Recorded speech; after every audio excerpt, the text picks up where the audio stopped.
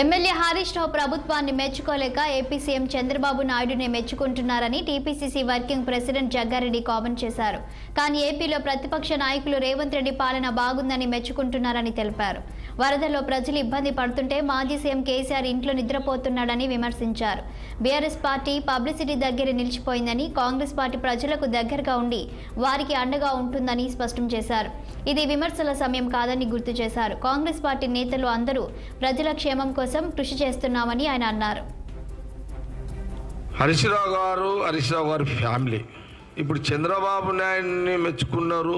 చంద్రబాబు నాయుడు గారిని ఎప్పుడు మెచ్చుకుంటారో, చంద్రబాబు నాయుడు గారిని ఎప్పుడు తిడతాడో ప్రజల క్లారిటీ ఉంది.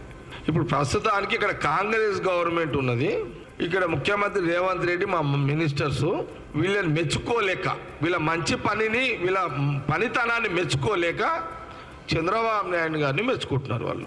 ఎందుకంటే అపోజిషన్ పార్టీ హరీష్ రావు ముఖ్యమంత్రి గారు ఖమ్మంలో తిరుగుతున్నారు, బట్టి గారు ఖమ్మంలో తిరుగుతున్నారు, ఉత్తమ్ కుమార్ రెడ్డి గారు నల్గొండలో తిరుగుతున్నారు, లేదా తుమ్మల నాగేశ్వరరావు గారు, పొంగులేటి శ్రీనివాసరావు గారు ఖమ్మంలో తిరుగుతున్నారు అని చెప్తే మీడియాలో వాళ్ళకి రాజకీయంగా ఇబ్బంది ఉంటుంది. కాబట్టి మా మీద కొంత బురద చల్లుకుంటూ, లేని బురద మా మీద మచ్చ ఒక చల్లుకుంటూ చంద్రబాబు నాయుడిని మెచ్చుకుంటున్నారు వాళ్ళు.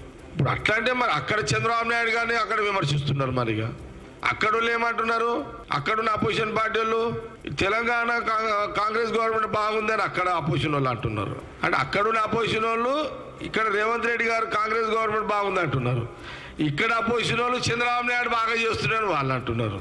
కాబట్టి ఇది ఇక రాజకీయాలు, ప్రతిపక్షాలు రూలింగ్ ఉన్న మెచ్చుకోలేని పరిస్థితి ఉంటుంది. కాబట్టి వాళ్ళ ఇబ్బంది వాళ్ళకు ఉంటుంది. అట్లనే మేము ఎవరైనా తప్పు పడతలేము.